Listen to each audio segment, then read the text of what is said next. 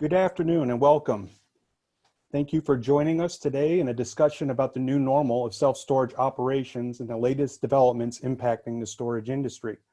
My name is Eric Airy. I'm Executive Director of the New York Self-Storage Association. I will be monitoring questions submitted by today's attendees. We are recording today's event and we'll have it posted on the NYSSA website next week. We have with us today Alyssa Quill, CEO of Storage Asset Management, Adam Steckler, President, Manhattan Mini Sotrage, and our moderator, New York Self-Storage Association CEO, Peter Ferraro. All participants have been muted upon entry. We ask that you please stay muted throughout the entire presentation. The attendee control bar can be found on the bottom of your screen. Here, you can adjust your audio settings and connect through your computer's audio, a headset, or connected speakers. This is also where you will participate in the Q&A by sending your questions in throughout the presentation. We will keep identities anonymous. In the upper right-hand corner of your screen, you can adjust your video settings to view this webinar in full screen mode and adjust your view to see the speaker versus all panelists at once.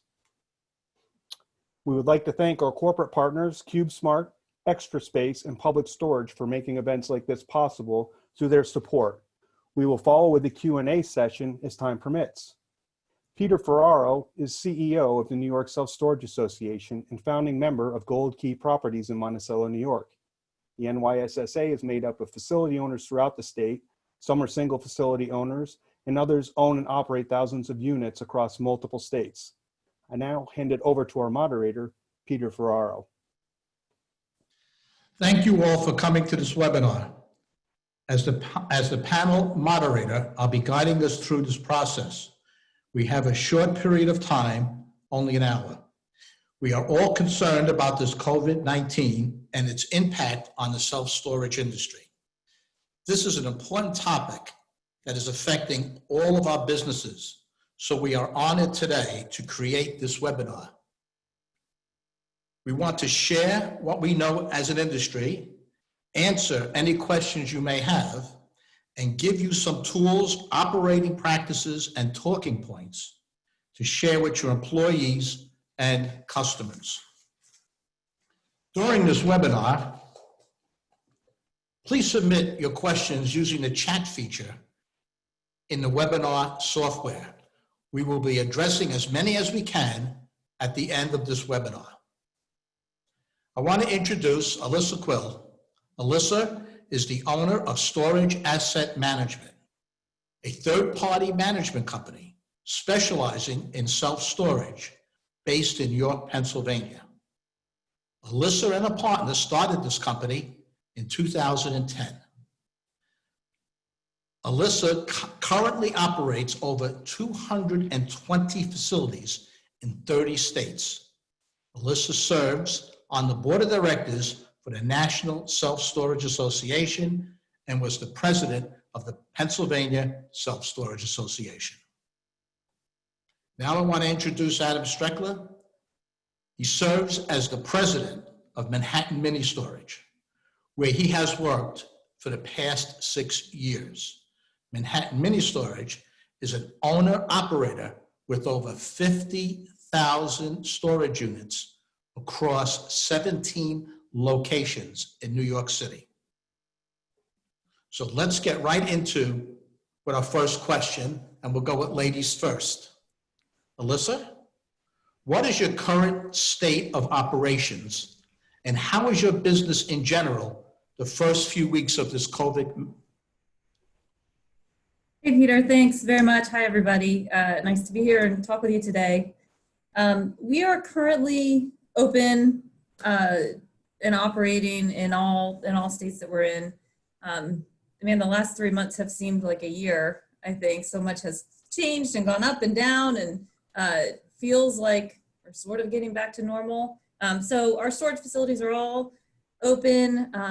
We are asking anybody who comes into our storage offices to wear masks. We're only asking one customer or family unit to come in to our office at a time. I think that our managers are doing a pretty good job managing that. Sometimes it's difficult. And we are seeing the numbers pick back up. I don't know, Peter, do you want to talk about numbers already, or are you asking? Talk about numbers later on, just as the basic, your basic operations right now. Yeah, so we're open. Our home office, I mean, out of 500 employees, we have 32 that work in our home office. Everybody else is in the field and all spread out. So our home office is still, for the most part, working from home. But at our stores, we are operating, just trying to limit exposure and have all the signs up and masks and sanitizer and all those things. And how has business been in general in the last few weeks? In the last few weeks, it's been good. June, we're finally seeing move-in activity similar to last year. So we bottomed out in April, and it seems to be coming back up to numbers similar to last year, which is refreshing. It's nice. Feels Okay, good. Eric. Adam. Yeah, good afternoon, everyone. A lot of the same things that Alyssa mentioned apply to us also. Obviously when the pandemic first started, business really tanked in those last couple weeks of March and through April. But since the end of May, we've seen a huge increase in business volume. June is actually not just performing as well as last year, but performing significantly better. It may even be a record June for us. Why is that? We're not completely sure. It could be a mix of pent-up demand, could be people leaving New York City, maybe fleeing for the suburbs, and that ties in with work from home.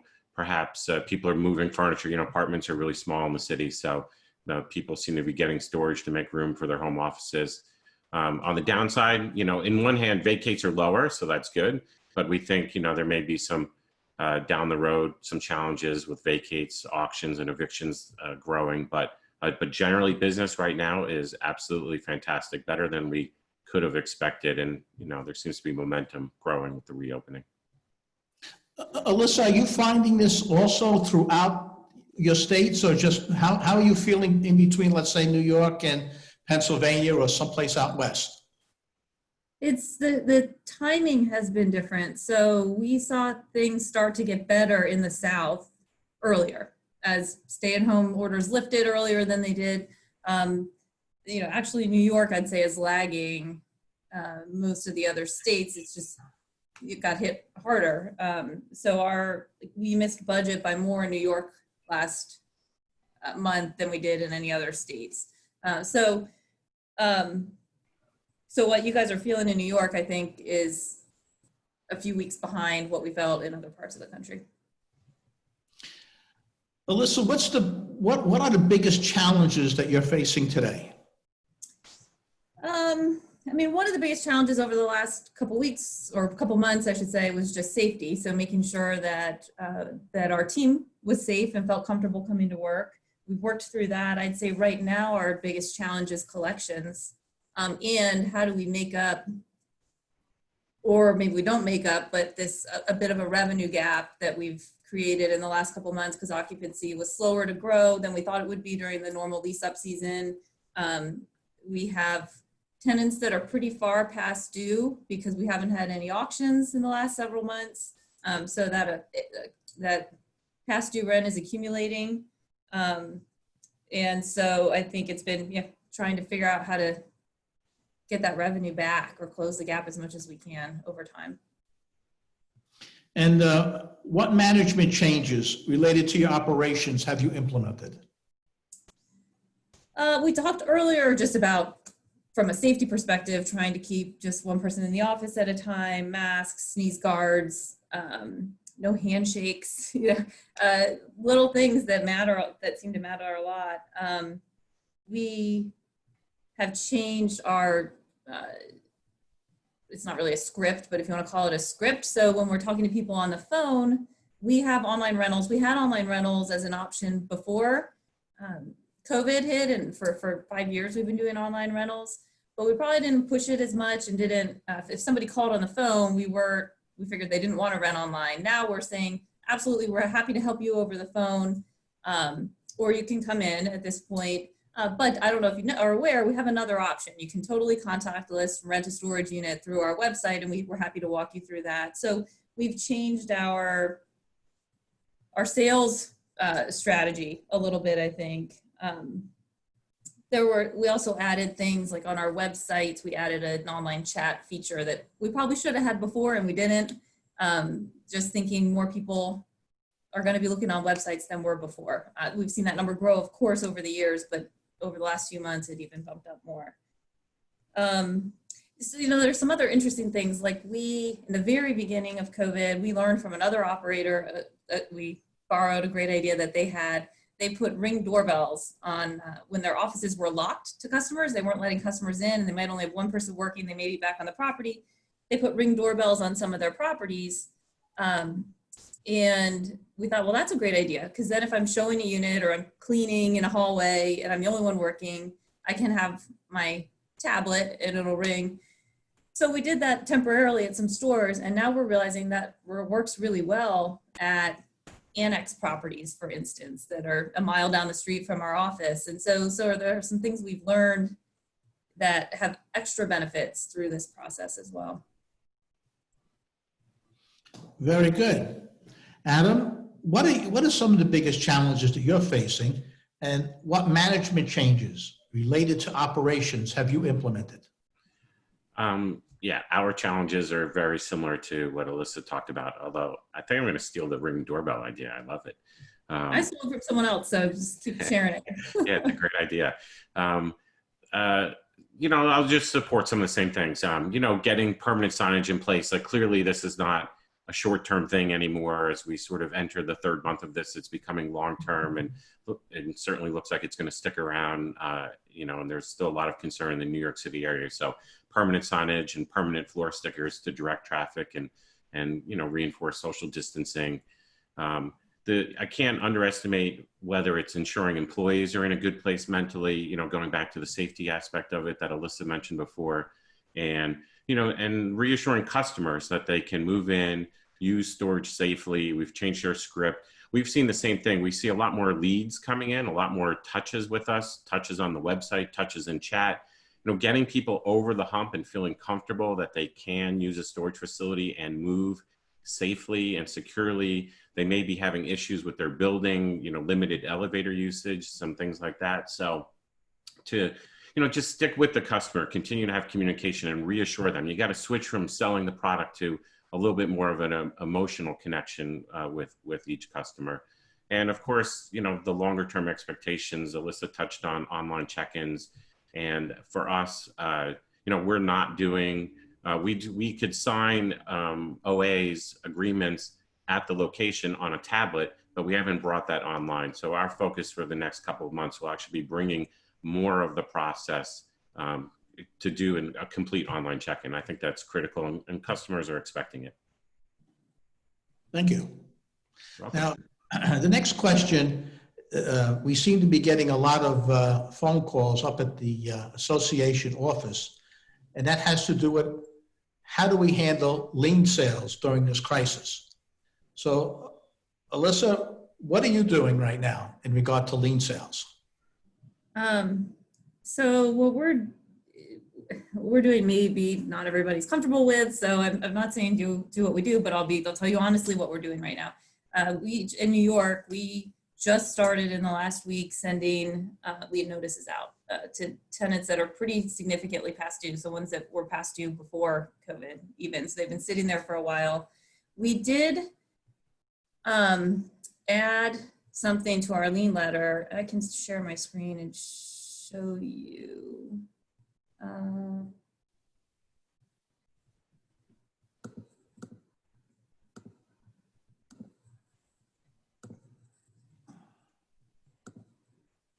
Maybe you can see that. So we added something to our lien letter that says, under the recent executive order, some tenants may qualify for protection from eviction. Basically, if you're eligible for unemployment insurance or benefits under the state or federal law, or otherwise facing financial hardship due to COVID, please let us know.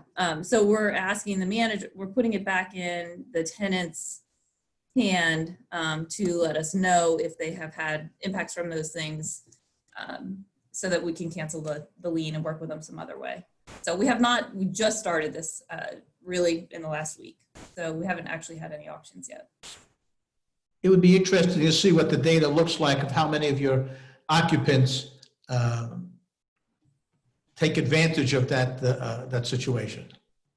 And Adam, how are you handling the lien sales right now?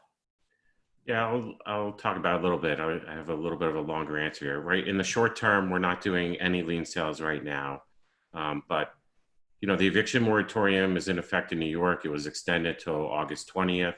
Legally, how does that apply to self-storage? I'm not a lawyer. It's certainly subject to interpretation. Smaller operators may feel more pressure to get space back that's being occupied by a non-paying customer. I'll tell you what we do. I would encourage you to get legal advice for your decision, but at Manhattan Mini, we're not doing any auctions. We feel it's the right thing to do, but it doesn't mean that there's nothing you can do. And for customers that aren't paying, right, the process is the same as pre-COVID. So the AR collection process, I think, is critical. Reaching out, email, letter, phone, communicate what their situation is. The first stage for us includes discounts, maybe a longer term deal, maybe you write off some amount of their balance, their payment history and your customer relationship. I think history is a factor in that decision. Tougher cases, we're working towards a termination agreement where they voluntarily come and remove their stuff, or we've more recently employed an abandonment agreement. We found a lot of people just aren't able to be physically present and they know they can't pay for whatever reason. So they're not only turning over the room, but giving us the ability to get their stuff and dispose of their stuff if needed. And then, of course, right, then they're a notice of sale auction candidate. So if you can't resolve those remedy steps. So we were looking at notice of sale letters in August and October, and suspension of notice of sale due to the courts being closed, COVID shutdown, and so on. But with phase 2 on Monday, even we just made this decision today and the broader reopening is here. It seems to be getting a lot more momentum, like I mentioned before. We're now considering proceeding ASAP for notice of sale. So it looks like we're pushing internally to issue notice of sales perhaps in July, so we can do auctions in September. So again, your mileage may vary, but that's what we're doing. Yeah, it's been interesting actually that I looked just in New York, and while our past due dollars are up, the number of tenants that are more than 30 days past due hasn't changed. So we have 8 facilities in New York, and at the beginning of March, we had 80 tenants that were more than 30 days past due. And today we have 82 tenants that are more than 30 days past due. So I think our managers using tools like Adam's talking about have done an incredible job of continuing to collect rent from almost all of their tenants. It's kind of still the same handful. They're just a few more months past due at this point. Very good. Alyssa, right now, how are you handling rate increases? Very similarly to lien letters, I would say we have not done any rate increases in months. We actually pushed back the ones that we had already sent letters for that were going to be effective in April. We actually pushed back those effective dates, so they didn't even happen. So we haven't done any rate increases since very early March effective dates. And the last week of June, we will send letters out for rate increases effective August 1st and later, whenever people's anniversary dates are. After that, in most states, there are a handful of states that we're not doing that in, but in most states, including New York, that's our intention. You think you would follow the same? You think you would follow the same scenario of maybe doing other states first and New York kind of toward the last part? New York is part of our first phase, so I think it will be part of our first phase. Now, our model has changed a little bit. So we used to get pretty aggressive on people who their rate was significantly lower than the current standard rate or market rate. We used to push them pretty close to push them pretty far to close that gap. nobody's going to get more than a 10% rate increase in this round. So we're limiting the amount of the rate increase more than we normally would when this goes out. Okay, Adam, how is Manhattan Mini handling their rate increases? A very similar way, right? I mean, it's obviously a big business decision. It's how we get most of our year-over-year revenue growth. So it's critical for us.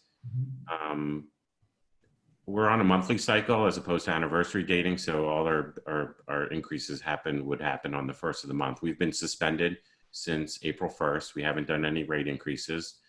The earliest we could do rate increases would be August 1st, you know, giving 30-day notice. So we'd have to do that before July 1st by the end of this month. So we don't think sending something in the next week or so would probably be perceived well, even though that rate increase isn't for, you know, 30 plus days away. It's still a little early. So we're looking at September 1st rate increase. However, we are thinking about it again for August. I told you how critical it is to driving year-over-year revenue. So, you know, could we phase it in some way? Or there's some groups of customer, same thing like Alyssa's talking about, you know, we're not going to use our standard methodology to determine rate increases. I think you need to segment the data, segment customers, look at inventory, location, size groups. So we'll probably put a little thought into it, but short answer, September 1st for sure. Maybe August, but probably not. Yeah. And we also picked up our training, did a lot of retraining on how to handle tenant concerns about rate increases. We suspect, you know, typically we don't get very many at all. We suspect there'll be a little bit more volume in calls or questions like, what the heck are you doing? And we just want to make sure our team knows how to handle those and has ways to solve those problems for customers if they have to. Alyssa and Adam, you both mentioned about the uptick during so far now in the month of June. But a question that we have is, have you seen a lot of vacating in the last 2 or 3 months since the COVID started? You want to go first, Adam? Sure, go ahead. Oh, me? Okay. I can share. Go ahead. I can share again, kind of, I don't know if anybody cares, but share kind of our trends. We've been, since COVID, tracking kind of weekly activity. This is our mature properties and excludes any properties that are impacted by college students, because their timing was just weird this year. So we pulled them out. So this chart shows our move-ins from March 12th through yesterday. This is year-over-year move-in activity. So the beginning of March was great. We bottomed out at 40% below last year in April. And you can see the trend has been getting better and better and better ever since. And last week we were at 17% better than last year in move-in activity. The move-out chart's a little more volatile, but the trend is coming up. So the same thing, it seemed like the first week that their like shutdowns were threatened, but before they really happened, we had a bunch of people move out or normal move out activity. And then it dropped really low, almost 50% below last year. And then slowly has kind of climbed since then, whereas last week we were over 12% higher than last year in move out. So I think there's some, I think Adam mentioned some pent up move outs. This doesn't even include the lien sales. That'll come in August or September, or actually July or August for us, late July or August. But yeah, so the move outs are starting to creep back up as well. It's been nice while they were low. I mean, our occupancy versus last year, so the net effect of those two was dropping. And now finally in May and June, we're kind of steady, just slightly above last year. A very interesting chart. Thank you. And Adam, how are you seeing the move-outs? For us, vacates are still very low. So I'm just looking at some data here on the other page. Like right now, June month to date, we're 33% lower in vacates than prior year, and rentals are 13% higher. So like I said, June for us continues to be a record month rental-wise, vacate-wise. Certainly in New York, I guess people are perhaps still hesitant if they don't need, like sort of back to the essential visits only, I think is drilled into people. And if it's discretionary in some way, I think people are holding off. So we're definitely seeing a prolonged vacate period. Again, it's definitely on our radar because we worry that it's going to come eventually. And we know at this point, we probably have 450 evictions, auction eviction people building up as well. So we worry, the long-term hit to occupancy. Our occupancy is actually slightly, we have more rented rooms now at this time than we had last year. So in terms of occupancy, we're in really good shape. And that low vacate number is helping that. But, is that, a house of cards that may fall at some point? It's certainly something we're looking for that uptick, just like Alyssa showed in her data where you start to see that uptick. We're certainly waiting for that to happen. All right, we touched on this next subject a little bit prior. Let's talk about the finances. How do you expect this year's numbers to compare to last year's numbers? And how does this affecting your budget going forward? Alyssa? We were expecting our same store revenue growth to be between 3 and 4% positive. That's what our budget is for this year. Now we're thinking it'll be probably closer to 1%, somewhere between 1 and 2. For the year, we had a great first quarter, and even the second quarter, considering what happened, we were pretty close to our budget. Actually, for the quarter, I think for the second quarter, we'll still be above budget, but our starting point for the rest of the year is lower than we thought it would be. So we think we'll have a tougher second half of the year. So yeah, we'll probably be about 1 to 2% better than last year at the end of the year. Okay, Adam, what about you and your finances? What does your budget numbers look like and how do they compare to last year? So when COVID first happened, we prepared a bunch of financial forecasts. It was important to our board of directors and the family that owns us. So, we did a pessimistic, a realistic, optimistic, and we're actually, so the middle is sort of where we were at realistically, and we're actually performing slightly better than that. So that's been a surprise to us. But what does that mean financially? So also we budgeted this year to be about a little more than 3% growth year over year. And we're looking at, I don't see us making budget this year. We're probably going to be about 1% below budget is where we're looking to land. And, we're still concerned about next year too. Just same thing as Alyssa, even though she's talking about starting point being lower for second half of the year. Even, I think we're going to start 2021 at a lower point if we catch up with these vacates and auctions and evictions and lien sales. So it could make 2021 tougher also. But this year we're probably going to be about 1% lower than prior year, which all things considered, I think, that's better than we expected. Absolutely. Adam, are you operating yet at full staff? And do you expect to?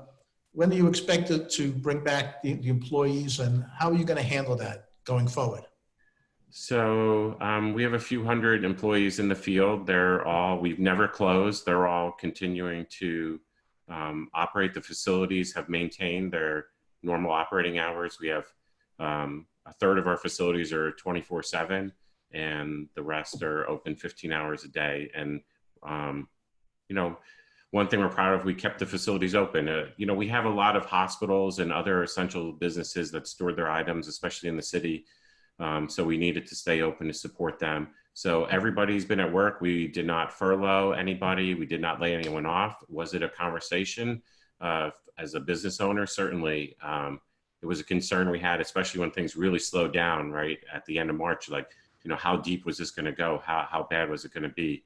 And, other people did have to make cuts to hours, but, we have the benefit just being in Manhattan, perhaps, there was enough activity. And like I said, by May, a lot of it came back. So, so we've been able to keep everybody employed safely, and that's been good for everybody. Okay, and you think, and out of the employees that you have that are working from home, Do you think most of them will be back into the office? Yeah, so our parent company has, bigger real estate business and parking business. There's probably 100 or plus people in an office in Newark, New Jersey. Our Manhattan Mini Storage office has about 20 people in Manhattan. All of those people have been working remotely. We've just started that they've trickling in the last week or two. And we're looking forward in the next couple of weeks, we'll probably go to, phase 3 permits 50% density. So we'll probably move to an A-B schedule.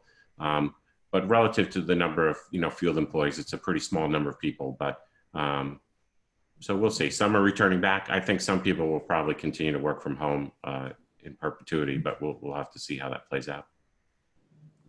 Alyssa, you may be more relevant to this, that you manage maybe smaller facilities, so you can give us sort of a hands-on approach on small operators. And how are you operating with your staff? And are you doing any furlough, or are you bringing everyone back full-time? Or did you notice that you could operate your stores maybe with less employees?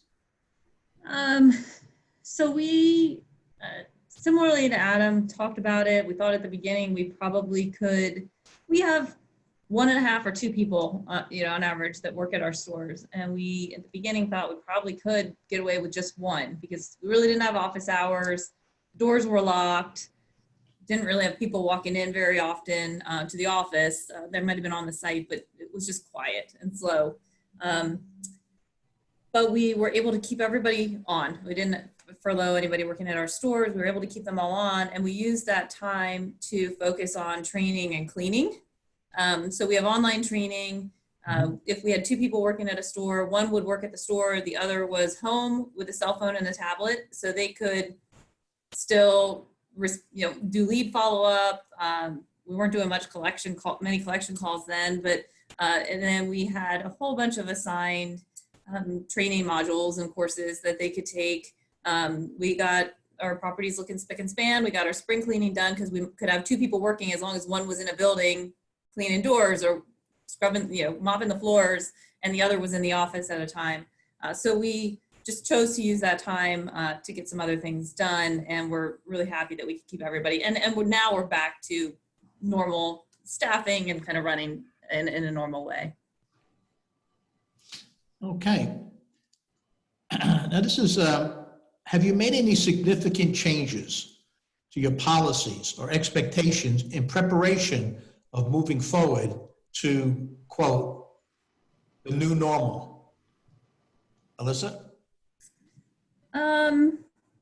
There are some changes we made. They don't seem super significant, but they happen and they're probably normal. For instance, our paid time off used to be use it or lose it by the end of the year, basically. Well, this summer, a whole bunch of people's vacations have been canceled, or they were supposed to go on a 10-day cruise in June and that didn't happen, or in May. So we've changed our policy so that there's a number of hours that you can roll over to the next year from a paid time off perspective. I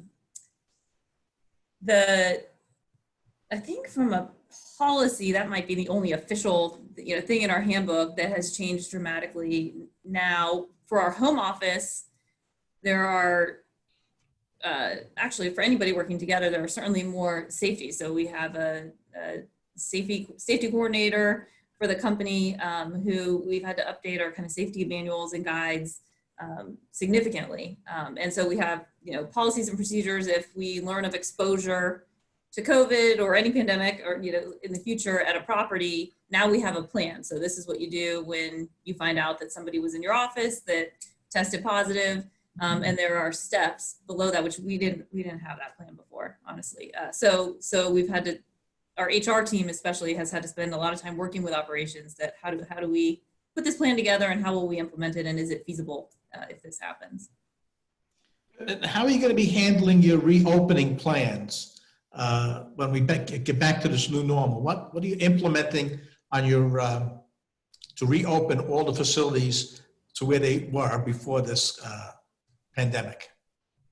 Similar to things we talked about already, we've really done it. So it's sneeze guards, masks, marks on the floor for people to stand 6 feet from each other, trying to limit the number of people in the office at once.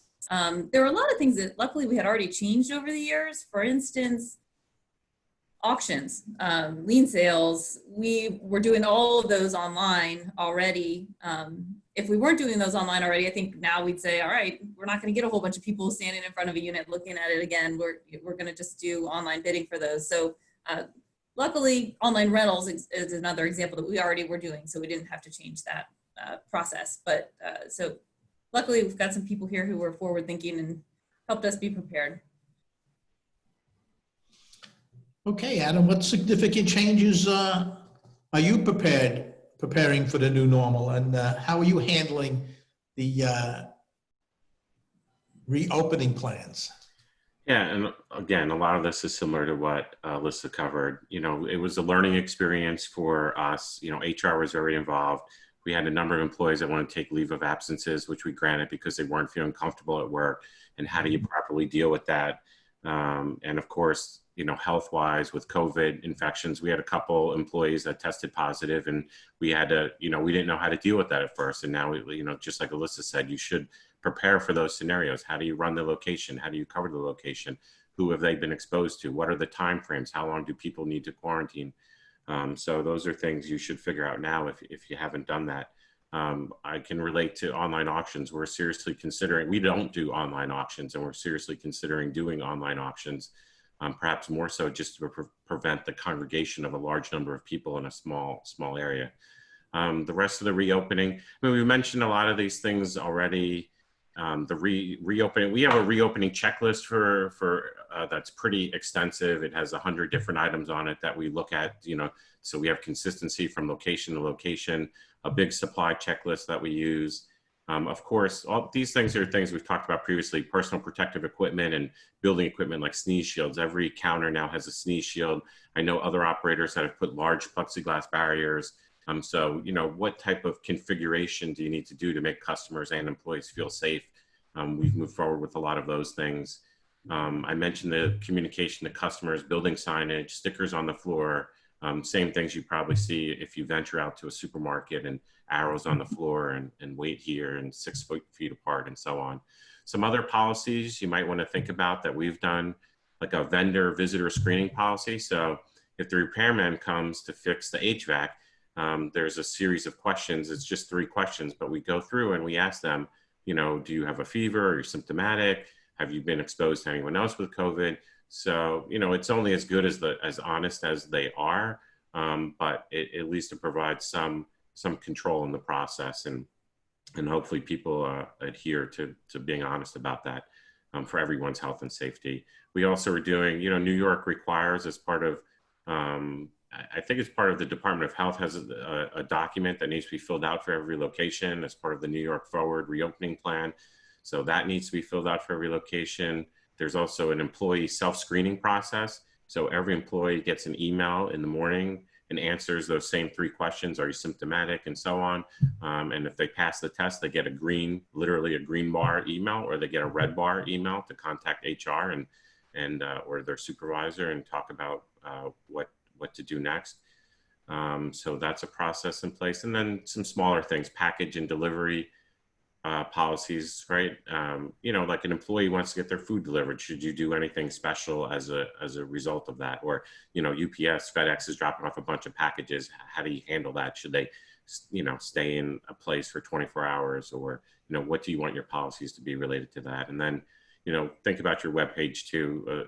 We have like a little COVID page where you can read about all the things we're doing related to COVID. So hopefully those are some ideas. Those are some of the things that we're doing. Very interesting. Very interesting. Thank you. Did you significantly change your marketing and social media presence during this COVID crisis, Alyssa? Did you do anything different? So we did. When we saw volume, kind of search activity and lead activity really drop, we thought, well, not that many people are searching right now, and our budget's pretty high for paid ads on Google. So we dropped our budgets for paid ads on Google in late March to mid-April.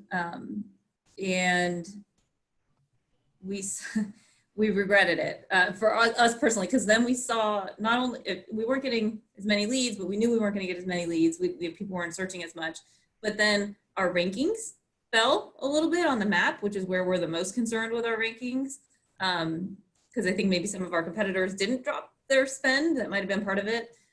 So we did that for about 3 weeks. We reduced our spend at many of our properties. And then we went back to normal and kind of climbed back up and are working on climbing back up. We also changed our content. So the content on our website, did blog posts about things that we're doing to help during this pandemic. We changed maybe the content of the actual ads that we posted and what we did on social media as well. We tried to get involved in our local communities and our local hospitals. We had some contests, and I guess this isn't really marketing, but with our existing customers, we talked about collections. We wanted to get more people on auto pay. We want to be a good neighbor to our other small businesses in our area. So we went and bought some gift certificates at other small businesses in the areas where all our properties are. And then those were prizes. So if people added auto pay, or were on auto pay already or added auto pay, then we put them into a drawing to win these gift certificates to local businesses. You know, just trying to support our communities, get more people on auto pay so collections don't go up, and tweak our marketing a little bit. Give us something to post about on social media. All right, Anna, what did you change in your marketing and social media during this crisis?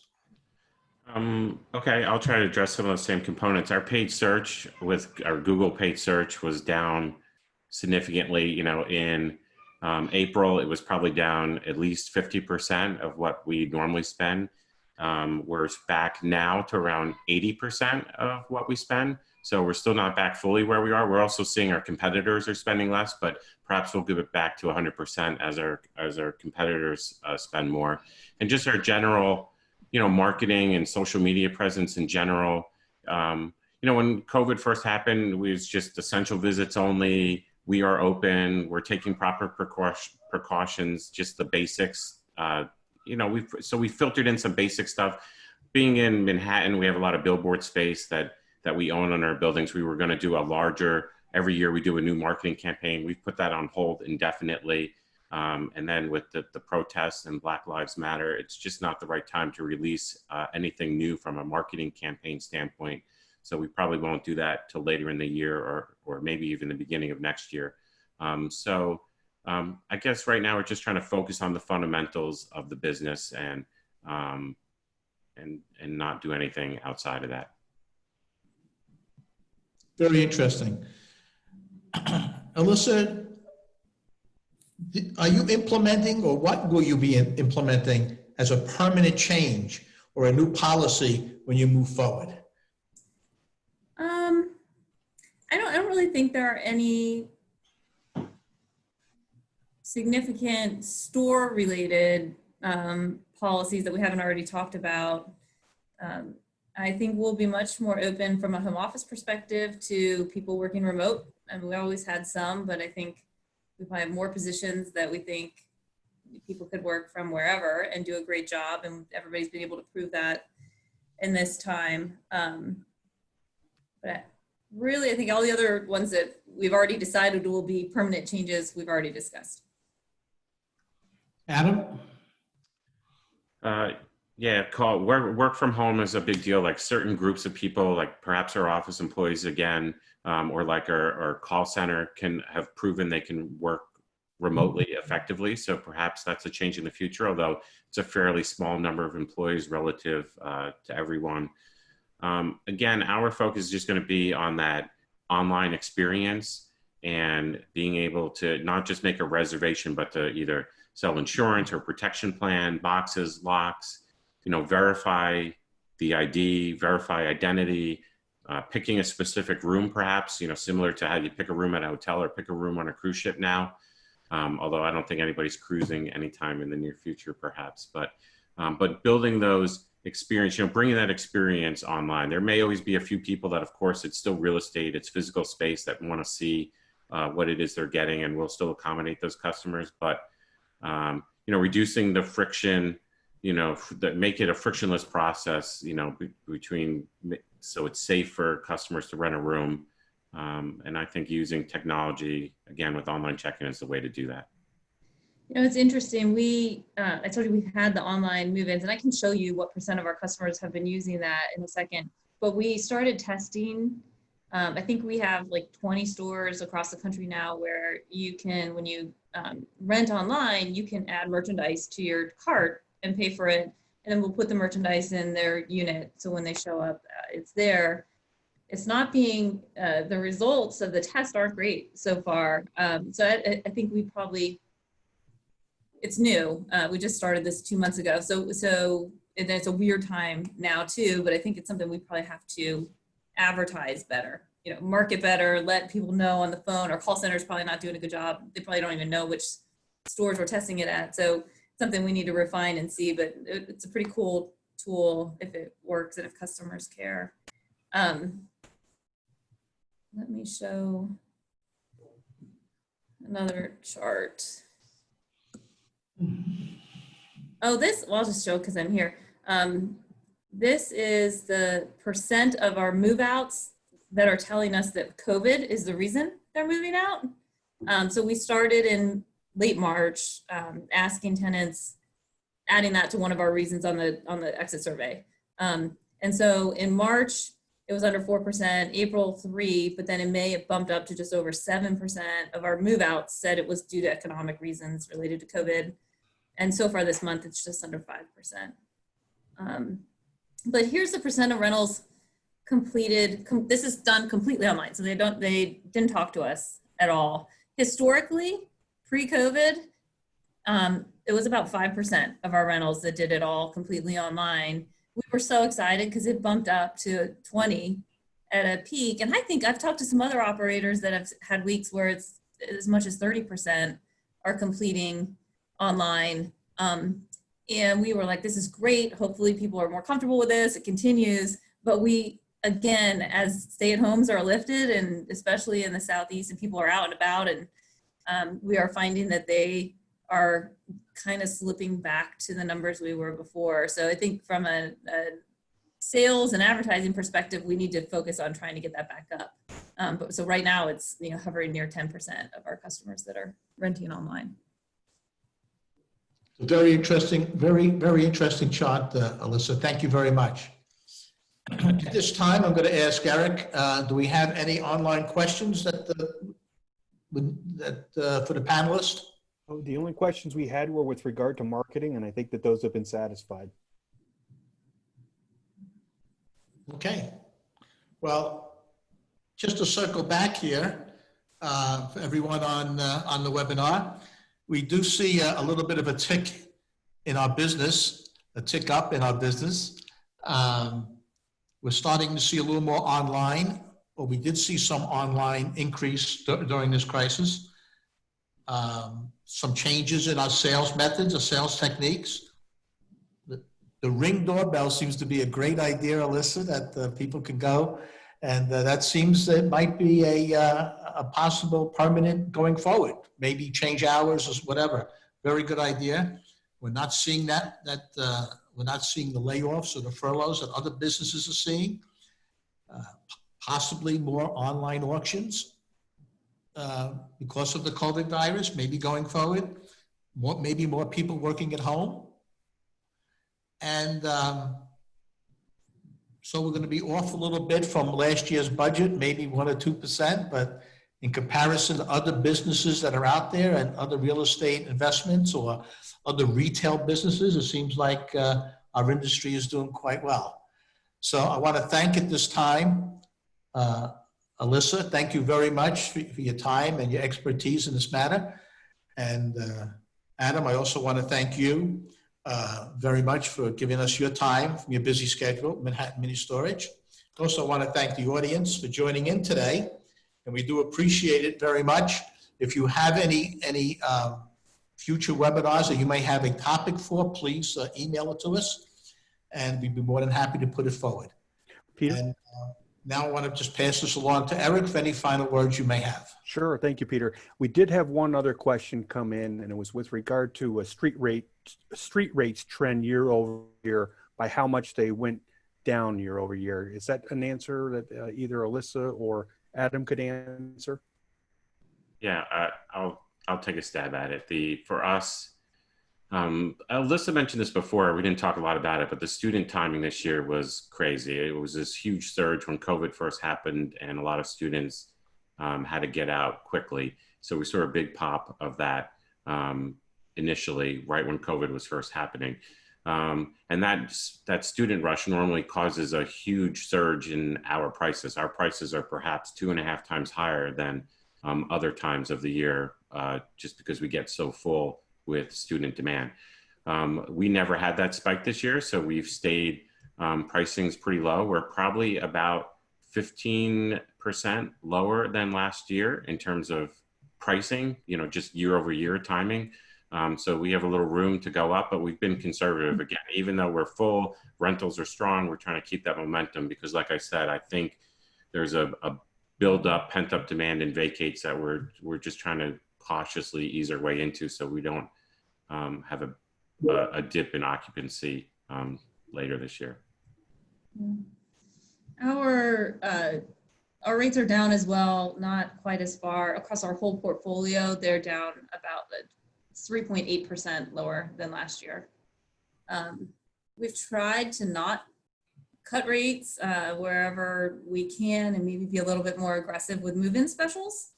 So you typically at this time of the year, we'd have most of our move-in specials turned off at most of our properties because occupancy would be really high. We're still offering a free month at almost all of our properties, not all of them, but at some unit types.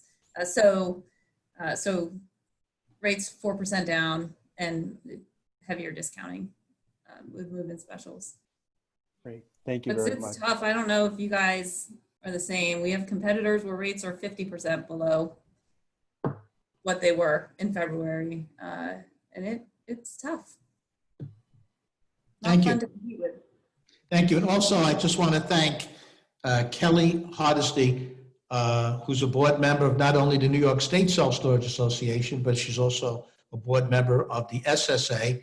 And I want to thank Kelly for putting this together and contacting all of the speakers during all the webinars and putting this together. Kelly, thank you very much.